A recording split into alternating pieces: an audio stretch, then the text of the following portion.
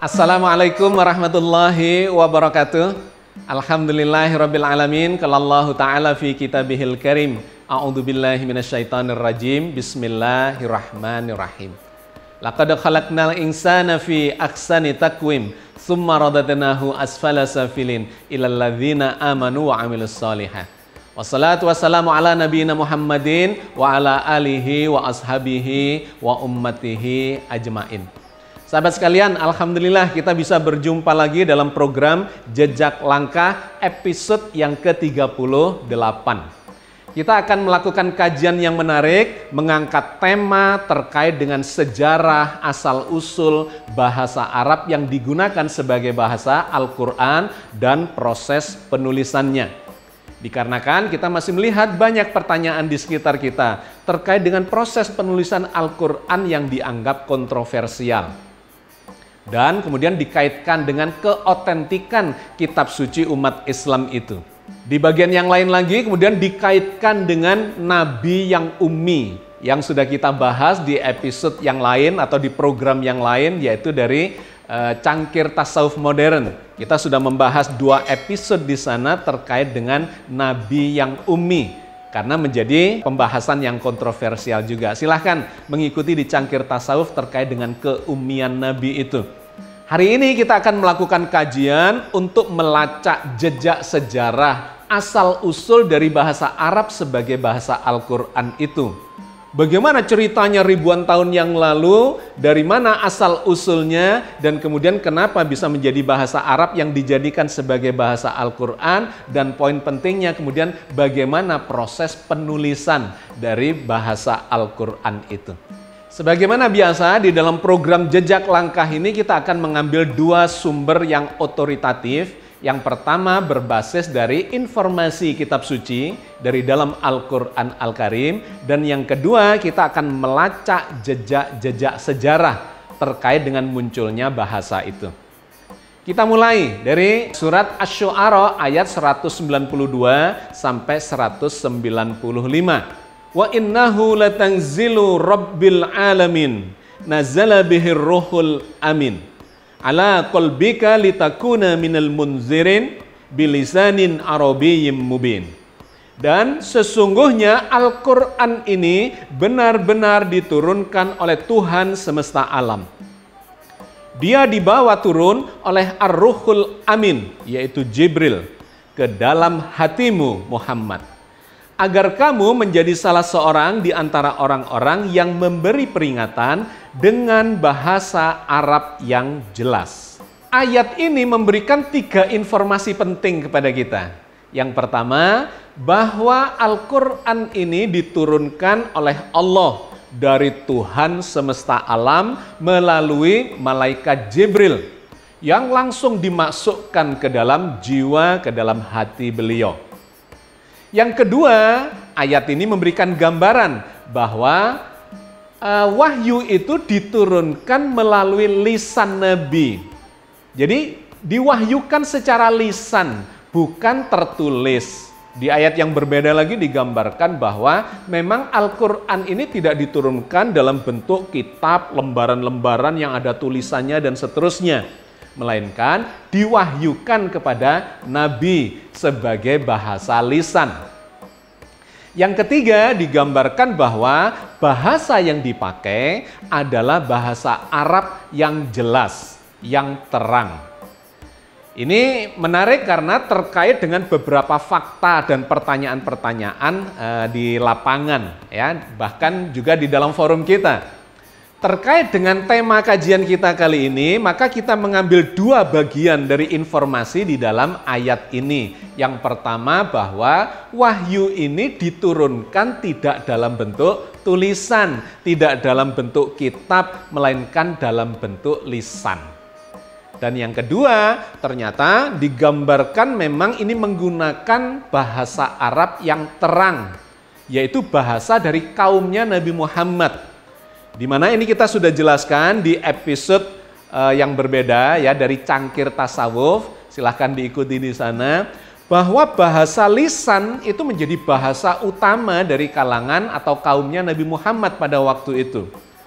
Zaman itu berbagai kaum, suku-suku bangsa yang ada di Jazirah Arabia itu lebih suka menggunakan bahasa lisan dibandingkan dengan bahasa tulis.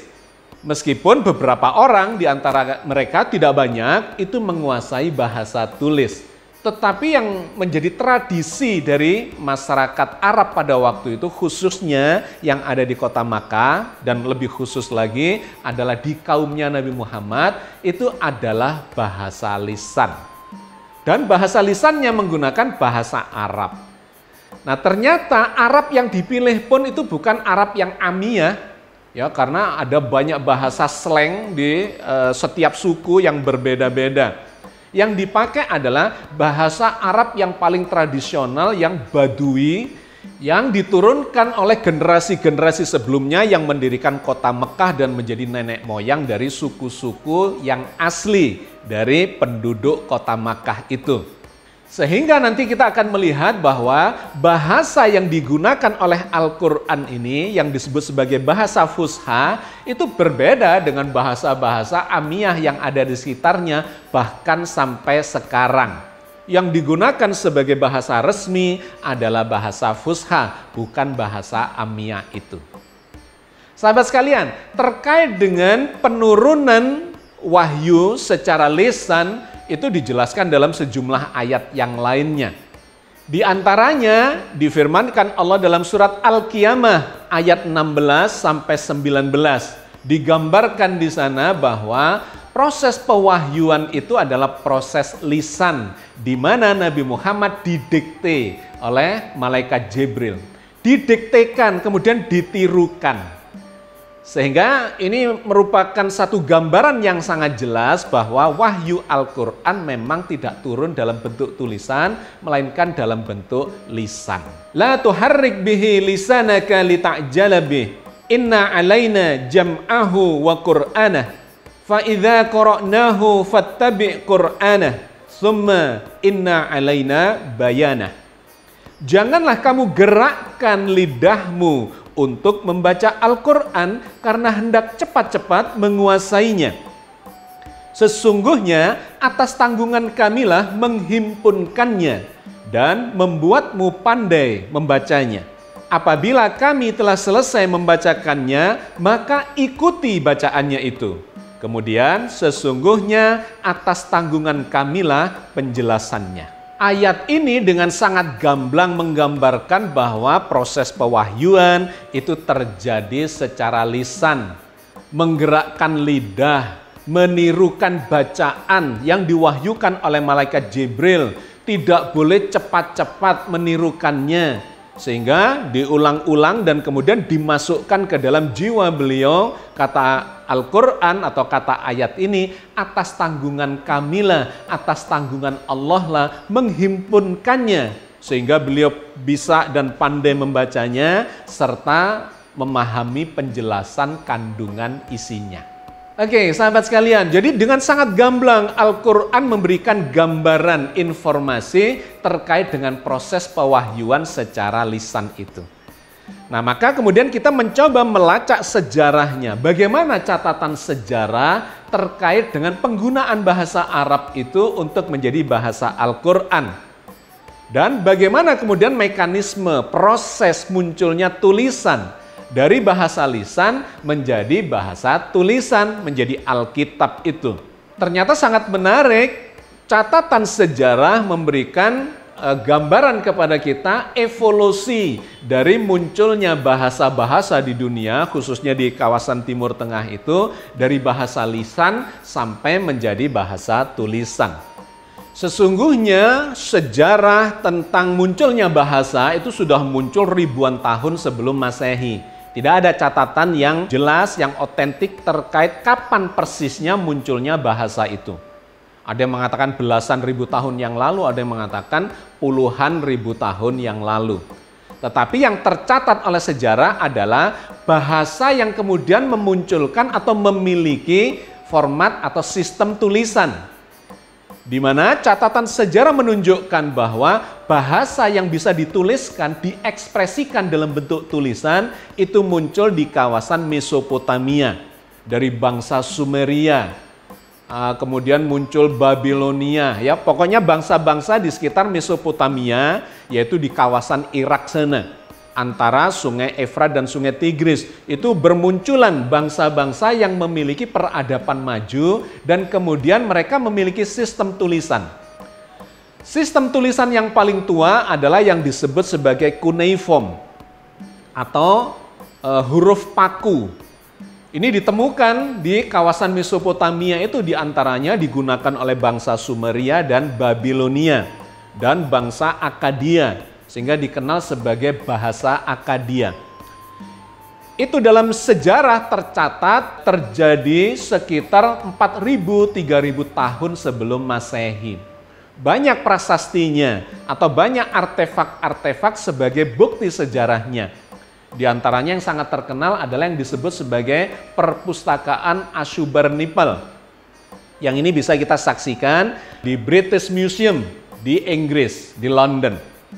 Nah, ada begitu banyaknya puluhan ribu, sekitar 30.000 pecahan-pecahan tablet, ya, lempengan-lempengan yang dibuat dari tanah liat, di mana di sana ada tulisan-tulisan yang bentuknya itu seperti paku, sehingga dikenal sebagai huruf paku atau cuneiform. Ditulisnya dari kiri ke kanan, dan kemudian karakternya bukan abjad. Abjad itu artinya huruf-huruf, ya, alfabetis yang berdiri sendiri, misalnya A, B, C, D, E, dan seterusnya. Yang ada adalah simbol-simbol dimulai dari ideogram, yaitu bentuk simbol yang mirip seperti apa yang dimaksudkan. Misalnya begini, ketika mereka ingin mengekspresikan, menyampaikan informasi tentang matahari, maka ya bentuknya adalah gambar matahari. Terkait dengan pohon, ya bentuknya adalah gambar pohon. Jadi simbol-simbol. Terkait dengan bulan, bentuknya bulan sabit. Terkait dengan rumah, bentuknya rumah. Orang, ya bentuk orang, dan seterusnya. Dimulai dari sana, kemudian berkembang. Dari ideogram menjadi logogram. Logo-logo yang sudah bisa memuat makna lebih dalam. Karena memang manusia kemudian mengekspresikan bukan hanya benda-benda, mengkomunikasikan benda-benda, tetapi juga mengkomunikasikan perasaan-perasaan yang lebih abstrak, gembira, senang, sedih, ya, dan sebagainya. Yang kemudian dibuat logo-logonya, sehingga disebut sebagai logogram. Dan kemudian dikembangkan lebih jauh lagi menjadi apa yang disebut sebagai silabis, yaitu logo-logo yang menggambarkan bukan kata lagi, melainkan suku kata. Ya, jadi itu adalah proses perkembangan yang paling tua dari munculnya tulisan untuk mengekspresikan bahasa lisan. Ini berkembang sekian ribu tahun sampai yang tertua setelah di Sumeria atau Mesopotamia itu adalah yang berkembang di Iran, yaitu abjad Persia kuno. Mereka tetap menggunakan cuneiform, tetapi sudah semakin memiliki perkembangan. Ratusan bahkan ribuan logo-logo yang digunakan untuk mengkomunikasikan atau mengekspresikan bahasa lisan itu. Sebagiannya masih tertinggal sampai sekarang, yang bahasa-bahasa kuno yang menggunakan logo itu diantaranya adalah bahasa Cina misalnya. Setiap kata itu diwakili oleh sebuah bentukan yang khas. Jadi bukan abjad, tetapi sebuah logo yang mewakili sebuah informasi dalam bentuk kata. Atau Jepang juga menggunakan kurang lebih sama dengan itu. Jadi inilah bahasa atau tulisan, ya, sistem tulisan yang paling kuno. Muncul di kawasan Mesopotamia. Setelah itu berkembang, bergeser ke arah Afrika, yaitu di kawasan Mesir kuno. Di sana muncul huruf hieroglifs. Kurang lebih sama prosesnya, dan akhirnya berkembang menjadi abjad. Nah, ini lebih maju lagi yang terjadi di kawasan Mesir kuno, di mana itu terjadi pada zaman pemerintahan para Fir'aun, yaitu sekitar 3.000-an tahun sebelum Masehi sampai menjelang di sekitar awal-awal Masehi.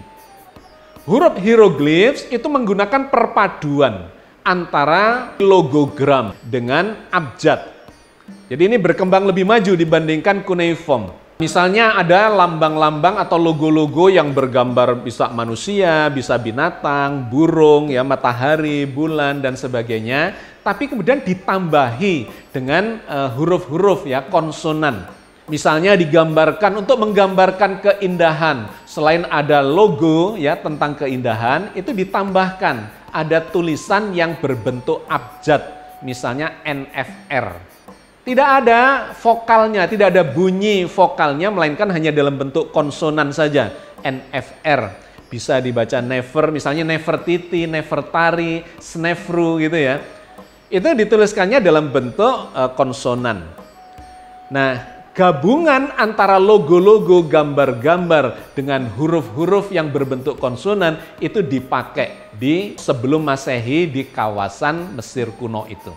Proses perkembangan bahasa lisan menjadi bahasa tulisan, hieroglifs di Mesir kuno ini juga ditemui dalam berbagai artefak, peninggalan-peninggalan sejarah, banyak di lembaran-lembaran papirus misalnya, atau dalam bebatuan dan sebagainya. Yang terkenal adalah yang disebut sebagai batu Rosetta, di mana di sana terdapat 3 bahasa yang digunakan sehingga kemudian bisa dilakukan transliterasinya, yaitu bahasa Mesir kuno, kemudian bahasa Koptik, dan bahasa Romawi. Sehingga kemudian bisa dilakukan pemahamannya, oh yang dimaksudkan dengan kata-kata ini atau tulisan ini ternyata dalam bahasa Koptiknya begini, dan di dalam bahasa Romawinya seperti ini.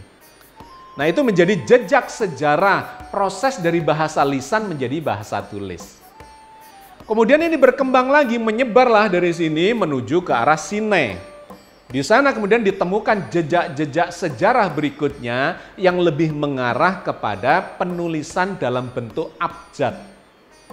Ya, bedanya kalau yang semakin lama, semakin kuno itu dalam bentuk simbol-simbol, maka semakin modern itu menggunakan abjad-abjad. Di mana susunan abjad itu membentuk kata-kata, membentuk kalimat dan seterusnya yang bisa mewakili lebih banyak lagi ekspresi ya dari komunikasi yang ingin disampaikan itu.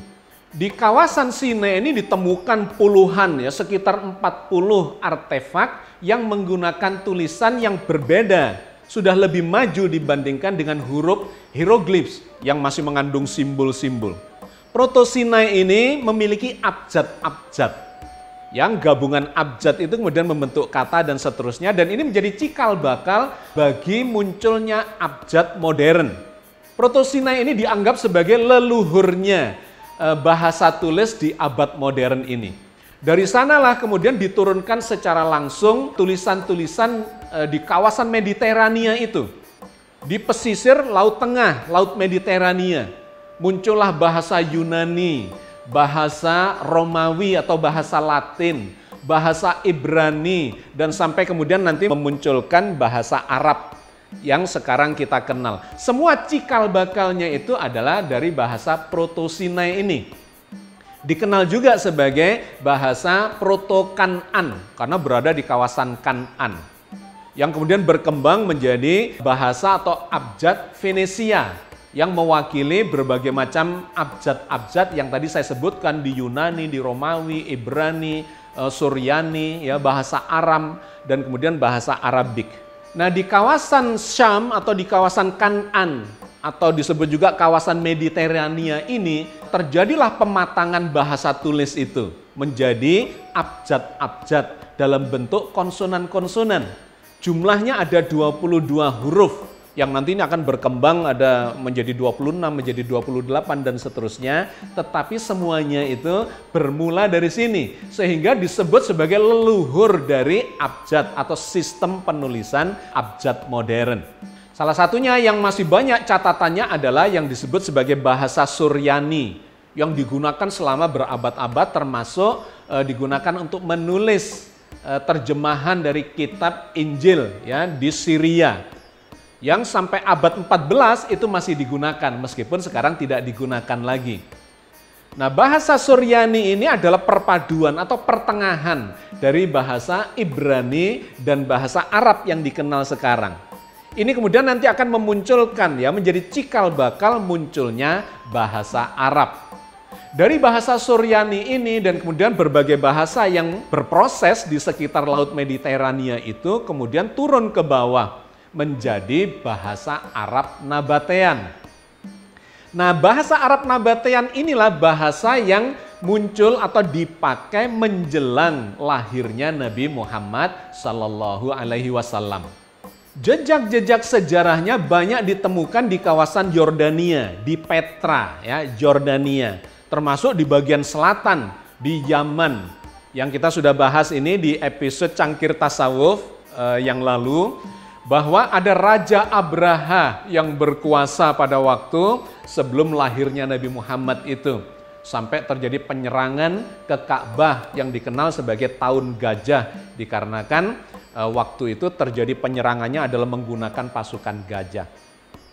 Catatan-catatan sejarah peristiwa di sekitar tahun-tahun itu, ya, sejak awal Masehi sampai menjelang kelahiran Nabi, itu adalah menggunakan bahasa Arab Nabatean itu. Berbahasa Arab tetapi sistem tulisannya sangat berbeda dengan yang kita kenal sekarang ini.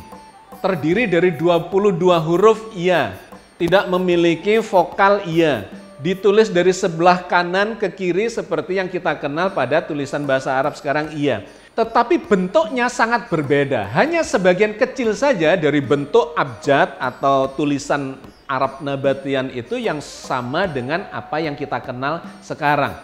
Jadi fakta yang ada di lapangan yang terekam oleh sejarah, ya, jejak-jejak catatan sejarah terkait dengan perkembangan bahasa itu menunjukkan bahwa sesungguhnya di kalangan Jazirah Arabia pada waktu itu mereka menggunakan bahasa lisan. Dan bahasa lisan yang boleh disebut sebagai bahasa Arab, tetapi bahasa Arab yang amiyah, yang berbeda-beda, slangnya sangat banyak, setiap suku memiliki idiom dan gaya bahasa, style bahasa yang berbeda-beda. Dan poin yang paling penting, mereka belum memiliki sistem penulisan terkait dengan bahasa yang mereka gunakan itu. Yang ada adalah abjad Arab Nabatean yang bentuknya berbeda dan tidak mewakili bahasa Arab yang digunakan pada waktu itu khususnya di kalangan penduduk Mekah. Karena penduduk Mekah ini adalah penduduk yang terisolasi dari jalur perdagangan. Kebiasaan dari orang-orang Arab, ya, suku Quraisy atau beberapa suku yang ada di kawasan Mekah itu, kalau berdagang mereka tidak menunggu ada orang datang ke kota Mekah itu, melainkan melakukan perdagangan keluar kota, mengarah ke utara, ke arah Petra, ke arah Jordania, ke arah Syria, ke arah Mesir, ya, negeri Syam, di sekitar Laut Mediterania itu, di kawasan Kan'an itu. Di mana di sana memang berkembang bahasa lisan yang diekspresikan dalam bentuk tulisan. Nah, ketika turun ke arah selatan, ke bawah, tidak singgah ke kawasan kota Mekah, dikarenakan kota Mekah ini adalah kota pedalaman, ya, tidak menjadi perlintasan dari perdagangan. Lintasan perdagangan dari utara Petra ke bawah turun ke bagian selatan, yaitu Yaman. Di Yaman ini adalah pusat kekuasaan dari Raja Abraha itu. Jadi sangat menarik kondisi yang terjadi, yang ada, yang tercatat oleh sejarah pada waktu itu. Bahwa bahasa Arab yang fushah, yang kemudian kita kenal sebagai bahasa Al-Quran, itu berkembangnya ada di kawasan kota Makkah itu. Di mana mereka belum memiliki sistem tulisan seperti yang kita kenal sekarang ini. Nah, maka yang terjadi ketika wahyu itu turun dalam bentuk lisan, dalam bentuk bahasa Arab yang fushah itu, ya, yang murni, yang dimiliki oleh kaum Badui yang sangat tradisional itu, mereka belum memiliki sistem penulisan seperti yang terjadi di kawasan utara maupun di kawasan selatan. Yang paling dekat sistem tulisan itu adalah abjad Nabatean itu. Maka ketika Rasulullah kemudian menerima wahyu dan diperintahkan untuk mempelajari sistem tulisan seperti yang disampaikan atau difirmankan Allah di wahyu pertama, Iqra, bacalah dengan nama Tuhanmu dan seterusnya, yang mengajari manusia dengan pena, artinya diperintahkan untuk menulis.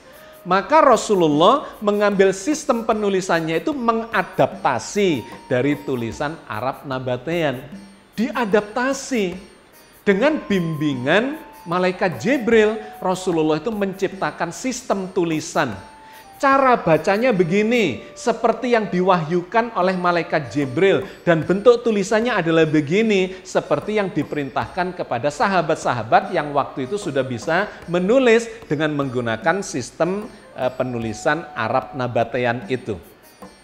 Nah, ternyata setelah dikembangkan berangsur-angsur sesuai dengan proses pewahyuan, itu mengalami bentukan yang berbeda. Dari Arab Nabatean yang berjumlah 22 huruf, berkembang menjadi 28 huruf. Bentuknya pun sangat banyak yang berbeda.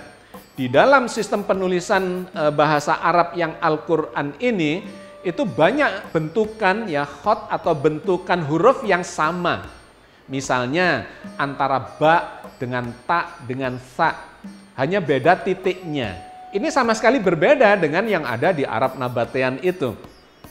Antara jim dengan ha dengan ho, bentuknya sama tetapi titiknya berbeda. Ada yang titiknya di tengah, perutnya itu ya jim, ada yang tidak ada titiknya, ada yang pakai titik ho. Antara dal dengan zal, itu juga berbeda. Satu enggak ada titiknya, satu ada titiknya. Antara ro dengan zai, antara ain dengan ghain, antara fa dengan qaf, dan seterusnya.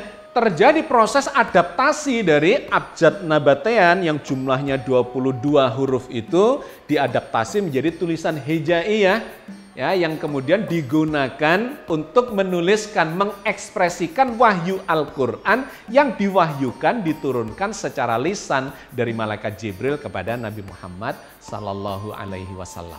Jadi sahabat sekalian, dengan melihat jejak-jejak sejarah ini dari proses bahasa lisan menjadi bahasa tulisan, maka kita mendapatkan kepahaman yang semakin jelas. Kenapa zaman itu kaum Quraisy dan kemudian Nabi juga disebut sebagai kaum yang ummi, yang tidak menguasai bahasa tulis terkait dengan wahyu yang diturunkan itu.